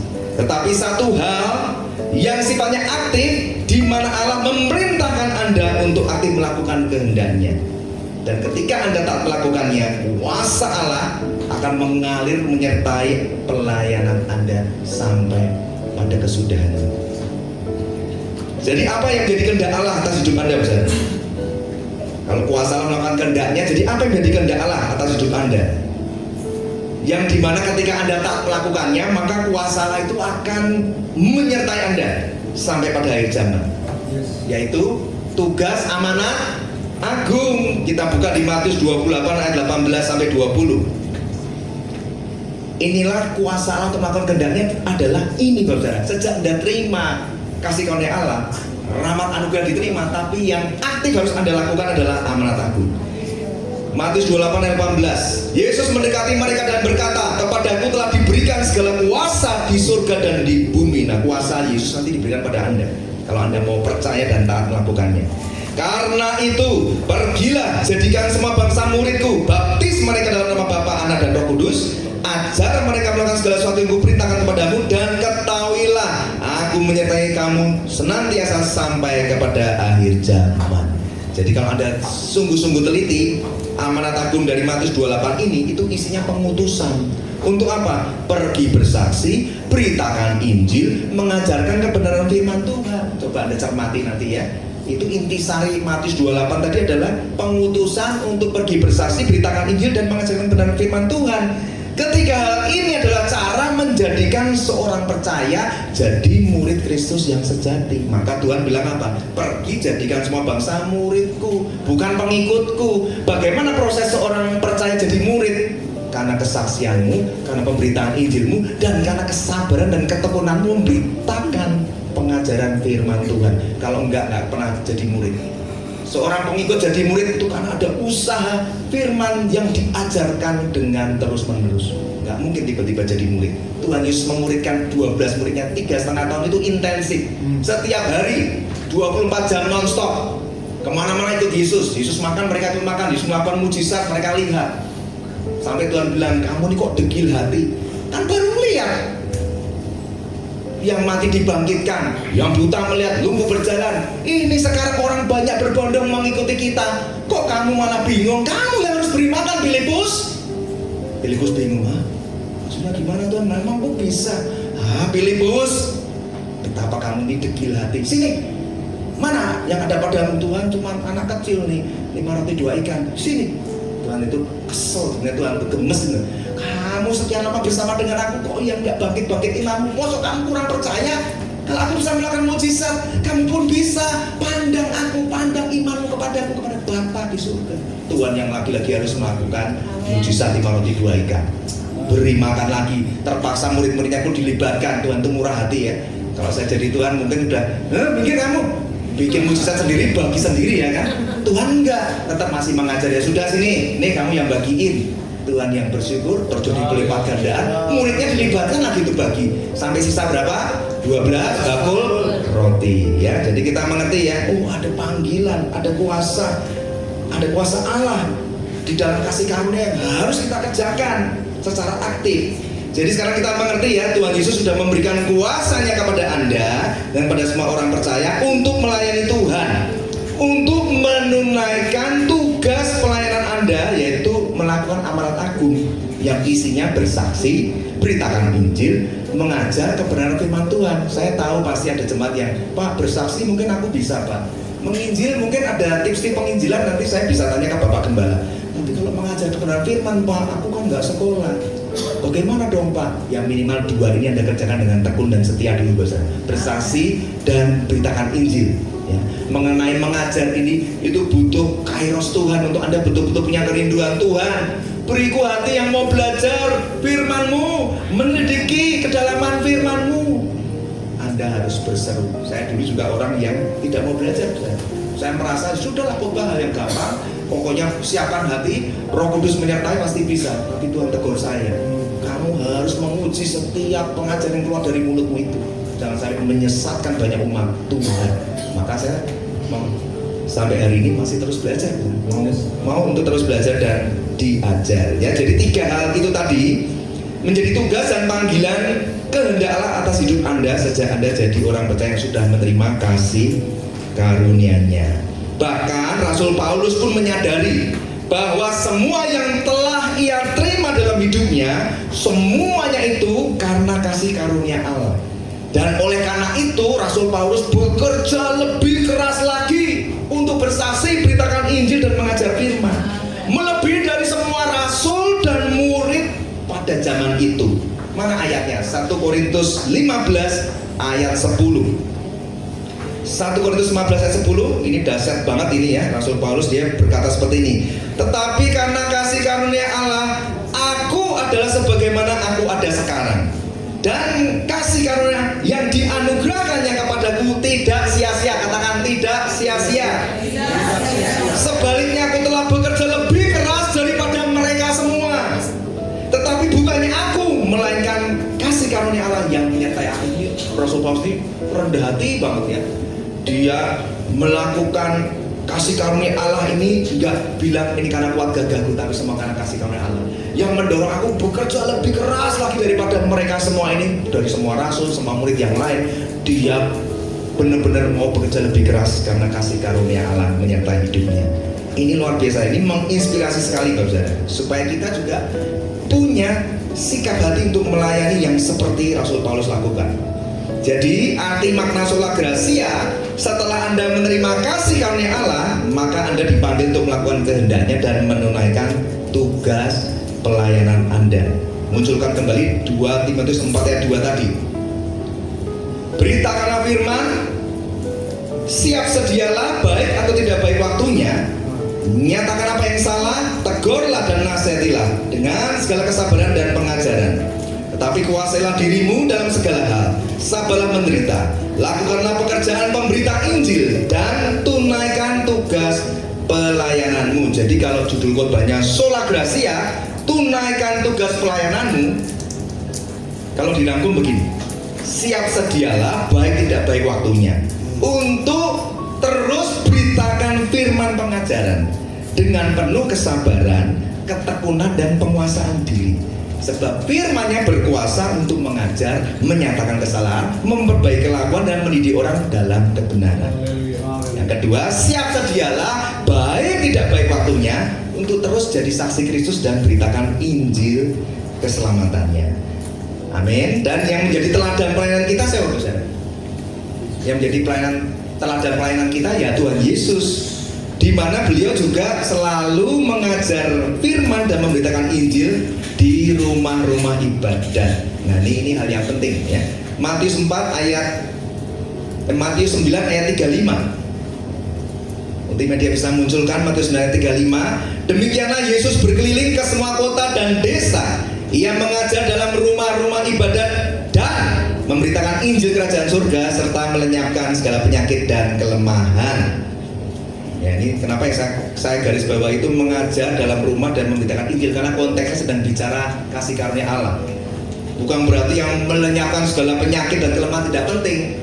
Itu penting, tapi itu cuma bonus Bapak. Seringkali kalau selesai pelayanan ada altar call, Tuhan gerakan yang sakit maju dengan sendirinya. Kuasa firman kuasa Roh Kudus menyembuhkan yang sakit Bapak. Bukan karena pekerjaan kami yang hamba Tuhan, bukan. Injil diberitakan, salibnya ditegakkan, kesembuhan terjadi dengan sendirinya. Tetapi hal pengajaran firman dan penginjilan ini penting sekali. Hamba Tuhan sering dibolak-balik. Pakai kesembuhan ilahi, pengajaran firmannya nggak ada, penginjilannya nggak ada. Tetapi karunia diprioritaskan, ditonjolkan lebih dari hal yang lebih penting lagi adalah pengajaran dan penginjilan. Jadi mengapa hal memberitakan Injil dan mengajarkan kebenaran firman Tuhan masih terus dilakukan di rumah-rumah ibadah? Nah, tadi kan Tuhan mengajar di rumah ibadah, memberitakan Injil juga di rumah ibadah. Mengapa besar? Mengapa memberitakan Injil dan mengajarkan kebenaran firman Tuhan masih terus dilakukan di rumah ibadah, di dalam gereja, di komunitas orang percaya? Kenapa masih begitu sangat penting untuk terus-menerus dikerjakan? Ada dua alasan kenapa Tuhan Yesus itu mengajar di rumah ibadat, menginjil di rumah ibadat. Yang pertama, masih relevan hingga hari ini, Bapak Saudara. Karena tidak semua orang yang mengaku beragama Kristen, semua orang yang datang ke gereja merupakan anak Tuhan yang sejati. Itu alasan yang pertama. Dan penghakiman Allah pada hari terakhir nanti dimulai dari gereja Tuhan. Maka pengajaran firman Tuhan, penginjilan itu juga masih penting dilakukan di gereja. 1 Petrus 4 ayat 17. Karena sekarang telah tiba saatnya penghakiman dimulai, dan pada rumah Allah sendiri yang harus pertama-tama dihakimi. Dan jika penghakiman itu dimulai pada kita, bagaimana kesudahannya dengan mereka yang tidak percaya pada Injil Allah? Ya nggak tahu ya, pasti binasa kalau nggak percaya. Tapi yang pasti rumah Allah, gereja Tuhan yang pertama kali akan dihakimi. Maka pengajaran firman itu penting ditegakkan di rumah Tuhan. Dan penginjilan, nggak semua orang datang ke gereja adalah anak Tuhan sejati. Ayat 18. Dan jika orang benar hampir-hampir tidak diselamatkan, apakah yang terjadi dengan orang fasik dan orang berdosa? Ya dilempar ke api neraka. Jika orang benar hampir-hampir tidak diselamatkan, ini bisa mengandung dua arti. Orang benar hampir-hampir tidak diselamatkan, artinya di detik akhir hidupnya sudah hampir binasa, tapi puji Tuhan nggak jadi binasa. Hampir-hampir tidak diselamatkan, ujungnya diselamatkan. Tapi juga bisa mengandung arti jika orang benar hampir-hampir tidak diselamatkan, bisa jadi di akhir hidupnya dia keraskan hatinya dan menolak keselamatan yang Tuhan berikan. Ini contohnya banyak, saudara. Ada hamba Tuhan, saya nggak perlu sebutkan yang dari Indonesia karena nanti akan menimbulkan pro dan kontra ya. Saya sebutkan yang di luar negeri ya. Ada hamba Tuhan yang namanya Joshua Harris. Ini pelita senior. Dia menulis buku I Kiss Dating Goodbye. Anda bisa Google. Ini pendeta yang menentang kaum LGBT, speak up di gereja tentang kaum LGBT begitu keras. Tiba-tiba dia memutuskan untuk meninggalkan iman percayanya dan malah bergabung dengan kaum LGBT, mengikuti parade mereka. Dan dia malah meminta maaf. Saya minta maaf pada kaum LGBT karena saya telah memojokkan mereka dengan sinis, dan saya tidak sengaja telah menghakimi mereka. Maafkan saya. Malah tinggalkan Tuhan, tinggalkan penggembalaannya, meninggalkan ribuan jemaat. Ini Joshua Harris, pendeta senior di Amerika. Kemudian ada Marty Sampson. Marty Sampson ini seorang penulis lagu dari gereja Hillsong yang nulis lagu What a wonderful name it is, what a wonderful name it is, the name of Jesus Christ my King. Menurut Anda orang bisa diinspirasi lagu yang sebegitu powerful, sebegitu dahsyat, mengandung doktrin keselamatan lagunya itu, mengagungkan nama Tuhan. Itu kalau bukan dari Roh Kudus, dari siapa? Tapi dia menyatakan terang-terangan I'm no longer Christian. Berapa banyak pengikutnya yang terseret menjadi ikut-ikutan ateis, tinggalkan Tuhan. Hanya karena dia bilang begini, saya menemukan bahwa ilmu pengetahuan lebih bisa menjawab tantangan dan masalah yang sedang dihadapi di akhir zaman. Kekristenan tidak bisa lagi relevan. Kacau nggak? Terkena teologi liberal. Dan saya juga baru baca kemarin seorang hamba Tuhan sangat senior meninggal di usia 86 di luar negeri, namanya Charles Templeton. Charles Templeton ini sahabat baiknya Billy Graham, hamba Tuhan yang sampai usia hampir 90 tahun, yang seorang penginjil yang luar biasa.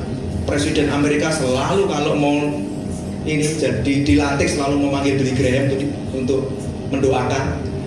Penginjil yang hebat. Jadi Charles Templeton ini teman baiknya Billy Graham, Ustaz. Suatu hari Charles Templeton ini menginjil bersama Billy Graham memenangkan ribuan orang. Karena pengikutnya banyak, dia buka gereja sendiri. Jemaatnya bisa sampai 2000 di tahun 1900-an ya. Jadi ini hamba Tuhan yang luar biasa. Umur 20 sudah bertobat melayani Tuhan.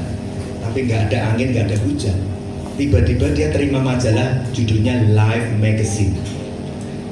Di cover terdepan dari majalah itu terpampang wajah seorang wanita berkulit hitam dari Afrika Utara. Di foto majalah Life Magazine itu, wanita Afrika ini dengan keadaan yang lesu, keadaan yang sedih, menatap ke langit sambil memangku anaknya yang tinggal kulit dan tulang yang sudah meninggal. Wajahnya menatap ke langit, anaknya di bangku kondisi meninggal. Anda bisa bayangkan ya, kondisi Afrika kekeringan seperti itu, dan tangan kanannya itu memegang mangkok dan ditulisnya seperti ini: menanti hujan 2 tahun yang tak kunjung datang. Tiba-tiba Charles Templeton melihat Life Magazine itu, apa yang terjadi? Imannya tergoncang. Tiba-tiba dia bertanya-tanya, kalau Tuhan yang selama ini aku layani adalah Maha Pengasih, yang aku beritakan adalah Tuhan yang Maha Pengasih dan penyayang, kenapa tidak ada hujan sehingga anak itu tidak perlu mati, dan ibunya pun tidak perlu mengalami kematian oleh karena kesedihan ditinggal oleh anaknya? Dia tergoncang imannya hanya karena membaca atau melihat Life Magazine itu. Dan dia bergumul berminggu-minggu mempertanyakan, kenapa ini Tuhan, kenapa ini Tuhan terjadi. Bahkan dia sampai juga berdiskusi dengan Billy Graham. Billy Graham sempat terpengaruh karena tidak semua pertanyaan manusia yang secara filosofis itu dapat dijawab oleh seorang hamba Tuhan. Nah, singkatnya, Charles Templeton ini memutuskan murtad, tinggalkan iman percayanya. Bahkan sebelum dia meninggal karena kena demensia, ada satu wartawan terkenal namanya Lee Strobel kalau nggak salah. Dia datangin ke rumahnya si Charles Templeton ini. Dia sudah tinggalkan Tuhan, dia profesinya malah membuat majalah porno. Hamba Tuhan profesinya bikin majalah porno. Di situ dia mengeruk banyak keuntungan. Didatangi wartawan yang cukup terkenal ini dari New York Times gitu ya, diwawancarai. Charles, saya mau tanya tentang Allah. Dia tiba-tiba bilang begini, saya nggak mau lagi bicara tentang Allah, jangan tanya tentang Allah kepada saya. Keras sekali dia. Oke. Diantar keluar, wartawan diantar keluar, udah kamu pulang aja. Tapi si wartawan ini nggak habis akal. Dia bilang, Charles, izinkan saya bertanya sekali lagi, kamu jangan keberatan ya, please. Oke, satu kesempatan lagi. Charles, bagaimana pendapatmu tentang Yesus? Tiba-tiba dia terdiam dan dia menangis. Tapi dia bilang, but I don't want to talk about Jesus anymore. Dia bilang, aku nggak mau lagi bicara tentang Yesus. Dan dia tutup. Sampai di usia 86 tahun dia meninggal. Dan sebelum meninggal, dia sudah khotbah terakhir di gerejanya dan menulis buku dengan judul khotbah, dan bukunya itu judulnya Farewell to God. Selamat jalan Allah, selamat tinggal Allah. Dia meninggalkan warisan yang menggoncang iman ribuan jemaat. Dan bukunya sampai sekarang kalau Anda mau beli masih ada. Anda bisa cek Farewell to God. Dia tambahin tulisan begini, kenapa saya tinggalkan iman kekristenan. Ngeri sekali, seorang penginjil yang begitu luar biasa, memenangkan jiwa begitu luar biasa. Lalu bagaimana dengan Billy Graham? Anda sudah tahu ya, beliau sudah meninggal, tetapi dengan iman percaya dia masih teguh berdiri. Dia sempat tergoncang dan dia memutuskan untuk pergi ke pegunungan, di mana saya lupa itu. Dia pergi ke pegunungan untuk bermeditasi. Dia juga mengalami kebimbangan karena sahabat baiknya memutuskan untuk tinggalkan Tuhan. Dia bilang, Tuhan, kalau aku khotbah penginjilan, tapi pertanyaan-pertanyaan ini yang masuk akal tidak bisa menjawab bagaimana. Dia bermeditasi, dia berdoa, dia berseru, tidak dapat jawaban juga. Tapi dia pada satu ketika dia memutuskan seperti ini, memeluk Alkitabnya erat-erat dan dia berseru, Tuhan, aku memutuskan dengan iman, aku memilih percaya walaupun aku tidak semuanya mengerti. Karena kalau semuanya aku mengerti, berarti aku menyamakan diriku dengan Engkau. Sedangkan aku manusia biasa. Bagaimanapun mungkin bumi yang menjadi tumpuan kakimu, harus aku mampu mengerti dengan otak yang hanya sebesar telapak tanganku. Dia menangis, dia memeluk Alkitabnya dan dia berjanji, Tuhan, sekalipun tidak semua aku dapat mengerti, tetapi aku memilih percaya. Itulah iman.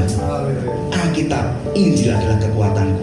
Wah, sejak itu dia mengalami pembaruan, rohnya dibarui dan dia melayani Tuhan dengan luar biasa sampai finishing well. Bahkan tuanya pun diizinkan mengalami sakit penyakit Parkinson. Anda tahu Parkinson itu penyakit tua yang getar-getar begini, saudara. Dan dia diwawancari oleh Larry King, saudara. Jadi mereka ini penginjil yang sangat terkenal, yang luar biasa. Larry King datang juga. Larry King ini seorang ateis. Dia mewawancari Billy Graham dan berkata seperti ini, Billy, saya mau tanya, kamu ini kan pendeta dan penginjil yang luar biasa, melayani Tuhan dari muda sampai tua begini. Kamu udah puluhan tahun, 40 tahun lebih melayani Tuhan dengan setia. Tetapi saya lihat di hari tuamu ini, kok Tuhan malah kasih penyakit yang kayak begini, membuat kamu susah, kemana-mana susah, mau makan nggak bisa, mau ke belakang ke toilet nggak bisa, susah harus temani. Tidakkah kamu kecewa dengan Tuhan yang kau layani? Oh, itu wartawan ngomongnya enak banget ya, karena seorang ateis ya, ngomongnya ceplos-ceplos saja. Tapi Billy dengan tertunduk diam dan dia menjawab, tidak, saya tidak akan pernah kecewa dengan Tuhan yang kulayani. Sekalipun Tuhan memberikan aku penyakit seperti ini, tetapi aku memilih berserah karena aku percaya bahwa hidup ini butuh sandaran. Dan aku memilih untuk tetap percaya dan bersandar hanya kepadanya. Wah, luar biasa itu. Kemudian Larry King seorang ateis menjawabnya apa? Billy, I wish I have your faith. Dia berkata, Billy, semoga aku juga punya iman seperti engkau. Tapi tetap Larry King meninggal dengan kondisi ateis. Billy memenangkan iman pertandingan dengan sempurna. Amin. Jadi Anda mengerti ya kenapa memberitakan Injil, mengajarkan firman itu masih sangat perlu dilakukan di rumah-rumah Tuhan. Karena tidak semua orang yang datang ke gereja, yang ngaku beragama Kristen adalah anak Tuhan yang sejati. Itu yang pertama. Yang kedua, karena di akhir zaman sudah semakin banyak benih lalang yang terus ditabur di tengah gereja, menyusup, menyamar, dan punya pengaruh yang kuat di tengah komunitas gereja, bahkan menyesatkan anak Tuhan. Ya, itulah alasannya ya. Jadi sekarang mereka ini yang ditabur oleh iblis di tengah-tengah gereja itu, kalau ditanya agamanya apa sih? Iblis kan menabur benih lalang di kebun gandum. Benih lalang itu adalah benih anak-anak iblis ditabur di tengah-tengah gereja. Nah, mereka bertumbuh bersama dengan anak Tuhan yang sejati. Lalang dan gandum tumbuh sama-sama. Anak-anak iblis, anak-anak Tuhan tumbuh bersama-sama. Lalu pertanyaannya, anak-anak iblis atau benih lalang ini agamanya apa? Ya sama-sama Kristen. Bisa dibedakan nggak? Ya karena menyamar, menyusup, ya sulit dibedakan. Terus Bapak Saudara jangan saling tuduh dulu. Oh, jangan-jangan kamu dari tadi menguap terus kamu calon anak iblis. Ya jangan begitu. Nanti pulang berantem ya. Karena Tuhan juga bilang, jangan dicabut. Nanti di akhir zaman malaikat akan menuai ya. Jadi seperti itu Bapak Saudara ya. Jadi mereka agamanya juga Kristen, berada bersama anak-anak Tuhan di dalam gereja. Mereka ini disebutnya apa? Nah, kalau disebut boleh, tapi nggak boleh nuduh. Mereka ini disebutnya karena beragama Kristen, mereka adalah orang Kristen KTP, orang Kristen agamawi, orang Kristen suam-suam kuku. Jadi kalau ada orang yang berkata seperti ini, Anda sudah bisa jawab ya, nggak usah didengarkan, diabaikan saja. Wah, kamu bersaksi menginjil kok di gereja, kamu kok menginjil kok ke orang yang sudah percaya. Anda sudah tahu jawabannya ya. Dan bahkan hal ini juga diperkuat dengan adanya survei Barna. Tadi saya sudah kirim ke Pak Gem. Kalau multimedia bisa menunjukkan lebih bagus ya, daripada hanya sekedar mendengar saya menyampaikan. Tapi kalau bisa dimunculkan lebih bagus. Survei Barna ini gini, ini perusahaan lembaga survei riset global Barna Company yang berdiri 38 tahun di Amerika. Ini survei risetnya itu bisa dibilang kredibel. Kalau Anda tahu kemarin Pilpres, sebelum tunggu hasil keputusan dari KPU yang resmi, kan ada lembaga quick count. Kan perhitungannya ya plus minus lah, ada tingkat melesetnya tapi akurasinya tinggi, nggak mungkin salah. Nah sama, Barna ini juga melakukan riset dan menemukan fakta kondisi kekristenan di dunia dan di Indonesia. Ditemukan ada 4 kondisi kekristenan. Yang pertama disebut Kristen prodigals atau ex-Christians. Apa artinya? Ini kondisi di mana mereka sudah tidak lagi mengidentifikasikan dirinya sebagai orang Kristen. Dulunya Kristen, tapi sekarang sudah meninggalkan iman percayanya. Gampangnya ini saya sebutnya apa? Kristen murtad. Di dunia populasi kekristenan itu ada 2,38 miliar. Nah, populasi prodigal Kristen murtad ini ada 21%. Berarti yang murtad, Kristen murtad di dunia itu ada 499,8 juta orang. Bagaimana dengan Kristen murtad di Indonesia? Ada 2%. Nah, jumlah orang Kristen di Indonesia berapa? 29 juta. Berarti yang sudah murtad 2,4 juta. Ya, sudah mengerti. Yang kedua, hasil surveinya, risetnya adalah nomads atau lapsed Christian. Ini adalah kondisi di mana mereka tetap mengaku sebagai orang Kristen, tetapi sudah tidak lagi ikut beribadah dan sudah tidak lagi pergi ke gereja. Ini saya sebutnya Kristen KTP. Di dunia ada 37% alias 880 juta. Di Indonesia ada 15%. Kali 29 juta berarti yang Kristen KTP ini ada 4,4 juta. Yang ketiga, hasil risetnya mengatakan menemukan ada tipe orang Kristen yang disebut habitual church goers. Ini adalah kondisi di mana mereka masih datang ke gereja, masih rajin, tetapi sudah tidak lagi memiliki iman dan kepercayaan yang teguh, yang kokoh tentang kekristenan. Mereka sangat mudah bercampur dengan nilai-nilai dunia, masih kompromi dengan dosa. Ini saya sebut Kristen suam-suam kuku. Nah, di dunia ada 30%, berarti sekitar 714 juta. Di Indonesia ada 64%. Wah, ini banyak banget ya. Jadi sekitar ada sekitar 18,5 juta karena 64% kali 29 juta. Dan prihatinnya, kondisi Kristen suam-suam kuku ini di Indonesia itu paling tertinggi di dunia, yang Kristen suam-suam kuku. Kalau ada 64% berarti artinya begini, dalam satu komunitas kalau ada berkumpul 10 orang, itu sudah dipastikan yang 6 suam-suam kuku. Ini hasil survei ya. Nanti jangan kalau Anda lagi kumpul meeting komsel langsung nuduh ini 6 ini pasti suam-suam kuku, nggak boleh begitu ya. Ini hasil survei untuk mengingatkan kita berjaga-jaga untuk jadi anak Tuhan yang sejati ya. Amen. Yang keempat, ini disebut resilient disciple. Ini adalah kondisi di mana mereka sudah disebut sebagai murid Kristus yang aktif hadir dalam acara ibadah dan terlibat di gereja, percaya otoritas Alkitab, penebusan Kristus, dan bergairah mewujudkan imannya, aktif melayani Tuhan. Ini murid Kristus yang sejati. Di dunia hanya 13%, sekitar 309 juta. Di Indonesia hanya 20%, yaitu hanya 5,8 juta. Dan di sini saya sedih, ternyata yang betul-betul murid Kristus sejati, anak-anak Tuhan sejati hanya 5,8 juta. Kalau jumlah penduduk di Indonesia ada 300 juta, PR kita masih banyak. Gereja Tuhan harus bangkit karena masih ada Kristen murtad, Kristen KTP, Kristen agamawi, Kristen suam-suam kuku yang harus kita selamatkan, yang harus kita tarik kembali supaya mereka enggak pergi tinggalkan Tuhan. Kita jadi ingat firman Tuhan yang berkata di Lukas 13 ayat 22, siapa yang diselamatkan? Dan ada seorang yang berkata kepadanya, Tuhan, sedikit sajakah orang yang diselamatkan? Tuhan nggak jawab ya atau tidak, karena supaya kita membaca survei yang sekarang ini, kalau Kristen sejati cuma 5,4 juta, 5,8 juta saudara. Tuhan hanya bilangnya begini di ayat 24 Lukas 13. Jawab Yesus kepada orang di situ, berjuanglah untuk masuk melalui pintu yang sesak itu, sebab aku berkata kepadamu, banyak orang berusaha untuk masuk tetapi tidak dapat. Sekarang saya makin mengerti, oh pantesan Tuhan, ternyata makin dikit ya Tuhan. Matius 7 ayat 13, masuklah melalui pintu yang sesak itu, karena lebarlah pintu, luaslah jalan menuju pada kebinasaan, dan orang banyak masuk melaluinya. Karena sesaklah pintu, sempitlah jalan menuju kepada kehidupan, sedikit orang yang mendapatinya. Pastikan kita termasuk dalam golongan yang 5,8 juta orang itu. Jadi kita sudah mengerti ya, semua orang yang mengaku beragama Kristen, semua orang yang datang ke gereja belum tentu anak Tuhan yang sejati. Jadi jangan mengira kalau Anda sudah dibaptis, apakah Anda otomatis anak Tuhan yang sejati? Belum tentu, karena penginjil hebat yang tadi saya sebutkan sudah hamba Tuhan, saudara. Itu bisa juga gugur imannya.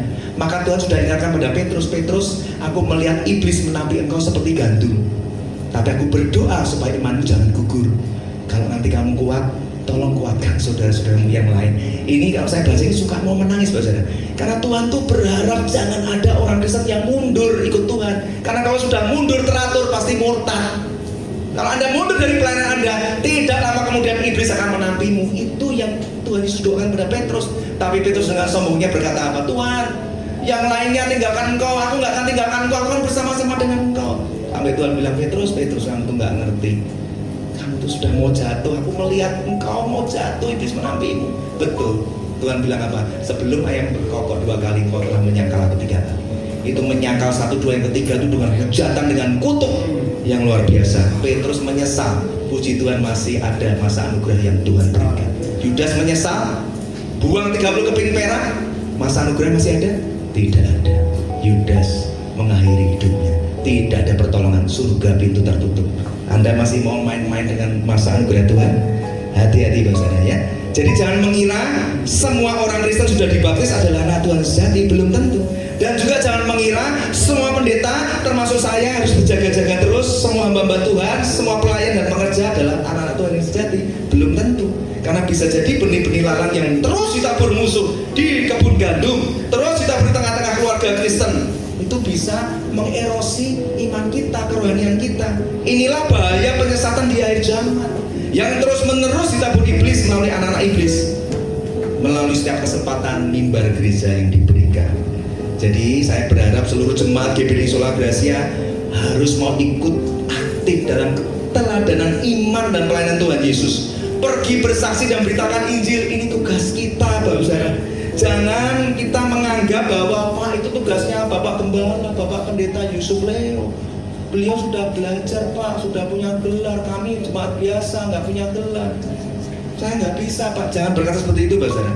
Ya karena itu merupakan kesalahan yang fatal. Sekarang menjadi tugas mereka, melainkan tugas pendeta, penginjil dan hamba Tuhan, itu merupakan kesalahan yang sangat fatal. Dan memang ini yang iblis terus beritakan dimanapun, seolah-olah itu bukan tugas hamba Tuhan, bukan tugas orang percaya. Salah. Pasti Anda menuntut bukti ya. Mana buktinya? Kita buka Kisah Para Rasul 8 ayat 1 supaya Anda percaya.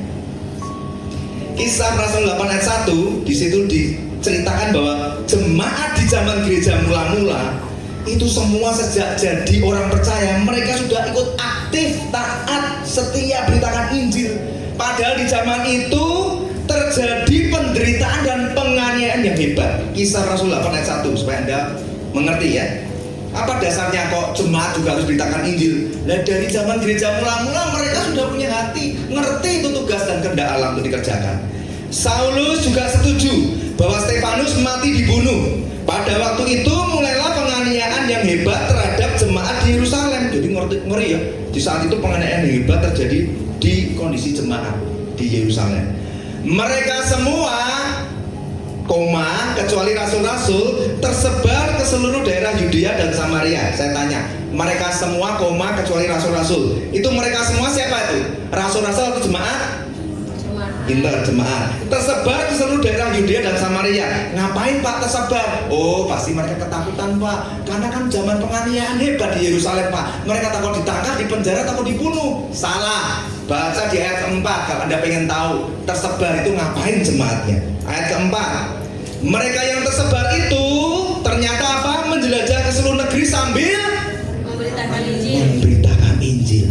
Lihat, jemaat GBI Sola Gracia, kita masih hidup dalam masa anugerah Allah. Kita hidup dalam anugerah yang besar. Tidak ada penganiayaan, belum ada penganiayaan, belum ada ancaman. Mereka terancam, ditangkap, dibunuh, disiksa, tapi mereka tetap beritakan Injil. Jadi tidak boleh punya alasan ya yang berkata Pak tugas pendeta itu beritakan Injil, apalagi yang sudah sekolah Pak. Salah. Jadi gak heran ya jemaat gereja mula bertumbuh dengan pesat. Pertumbuhan jemaat dan gerejanya itu pesat karena apa? Jemaatnya semua menyadari tugas memberitakan Injil bukan tugas hamba Tuhan saja, bukan tugas para rasul saja. Ya, jadi sekarang kita sudah mengerti. Sola Gracia, tunaikanlah tugas pelayananmu. Berarti kita harus siap sedia, baik tidak baik waktunya, untuk bersaksi, beritakan Injil dan mengajarkan kebenaran firman Tuhan. Saya tutup dengan satu kalimat yang penting. Jangan Anda menyerah dalam pelayanan.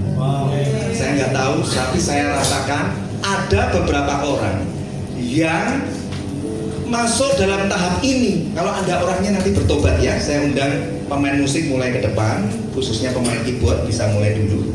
Jangan Anda menyerah dalam pelayanan. Ketika Anda melayani, mungkin Anda mengalami banyak gesekan, kesalahpahaman, merasa tidak dihargai, merasa tidak dianggap, merasa difitnah, Anda lelah secara fisik, perasaan, semangat Anda turun, energinya terkuras, pikiran stres, keputusasaan, kekecewaan. Pokoknya Anda sudah dalam fase putus asa, marah dan kecewa terhadap perilaku dan perkataan mungkin dari pemimpin, rekan pelayanan, jemaat yang ada di sekitar Anda. Kalau Anda orangnya, jangan semuanya itu membuat Anda berhenti melayani. Jangan membuat Anda menyerah dan tidak melayani. Sekalipun Anda sudah terjatuh berkali-kali, jangan membuat Anda berhenti menyerah dalam pelayanan. Jangan biarkan semua masalah itu, kekecewaan dan keputusasaan menggiring Anda pada pintu kekalahan iman. Anda harus belajar dari Rasul Paulus yang berkata seperti ini, 2 Timotius 4 ayat 7. Aku telah mengakhiri pertandingan yang baik, aku telah mencapai garis akhir, dan aku telah memelihara iman. Jadi Anda harus memastikan, saudara, hidup kekristenanmu itu bukan soal bagaimana Anda telah memulainya. Itu tidak penting. Yang penting adalah bagaimana Anda nanti mengakhirinya, menyelesaikannya.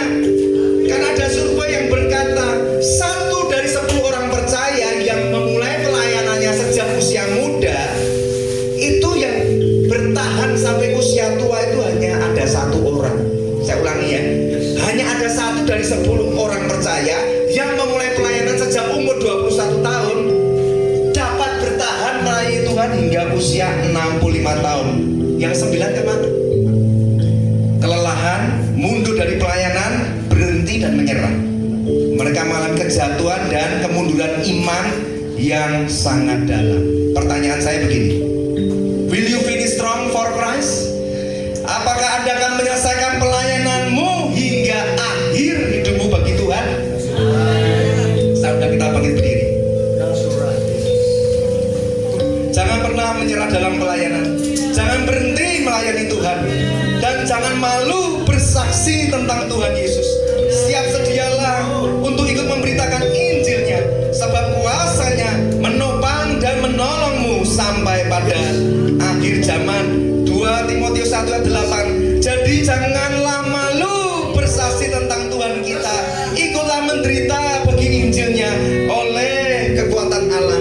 Ingat kembali visi misi Tuhan atas hidupmu. Ingat kembali panggilan Tuhan atas hidupmu. Mari kita bertobat dari cara hidup kita yang sia-sia. Bertobat dari semua hawa nafsu, kedagingan dan dosa. Janganlah mengasihi dunia ini, sebab dunia ini akan lenyap dengan segala keinginannya. Tetapi orang yang tetap teguh memelihara iman sampai garis akhir dan terus melakukan kehendaknya akan hidup selama-lamanya. Biarlah di sisa waktu hidupmu, pergunakanlah setiap waktu dan kesempatan untuk bertobat sungguh-sungguh di hadapan Tuhan.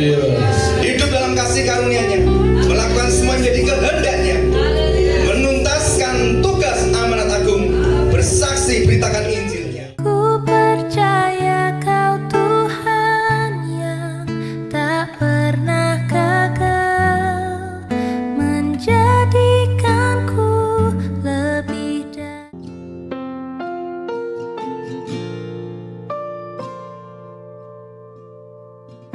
Berikan pada kami hati yang mengasihi jiwa-jiwa yang belum mengenal kasih Bapa.